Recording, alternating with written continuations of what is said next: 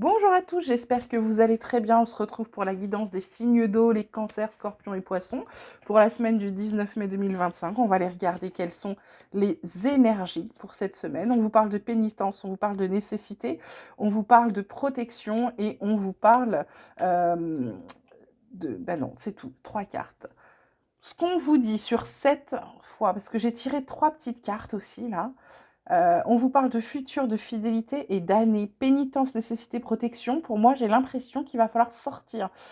Sortir de ce qui vous fait souffrir, de ce qui vous ronge, de ce qui vous fait mal, que ce soit psychiquement, psychologiquement, physiquement, d'accord. On vous dit que là, c'est nécessaire. Alors, ça peut être de vous protéger, ça peut être de vous guérir, ça peut être de vous libérer, d'accord. Pour moi, là, c'est ça, c'est dans le futur. C'est nécessaire dans le futur. C'est cette année, et puis vous protéger, fidélité, c'est vraiment faire pour soi, d'accord? C'est vraiment la fidélité par rapport à vous.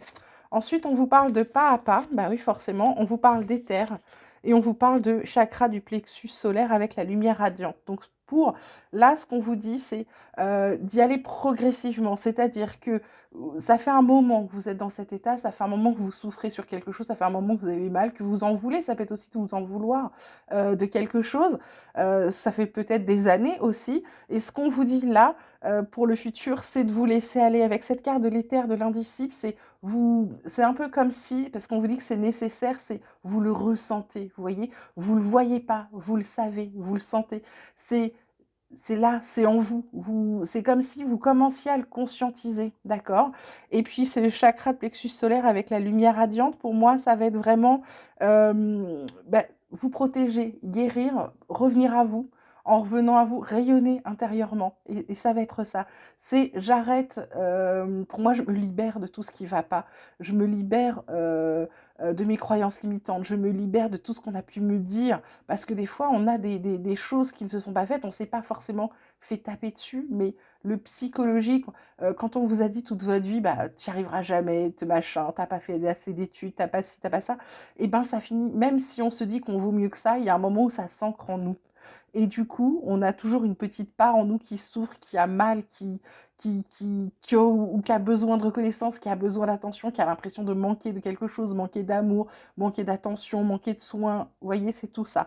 Et pour moi, là, cette semaine, c'est comme s'il y avait une prise de conscience de tout ça et de vous dire, bah, mon futur, je vais être fidèle à moi-même, je vais redevenir qui je suis, je vais me protéger de tout ça, je vais me libérer de tout ça et vraiment, je vais pouvoir m'illuminer et être rayonnant. On vous parle de changer d'avis, on vous parle de soutien et on vous parle de reposez-vous.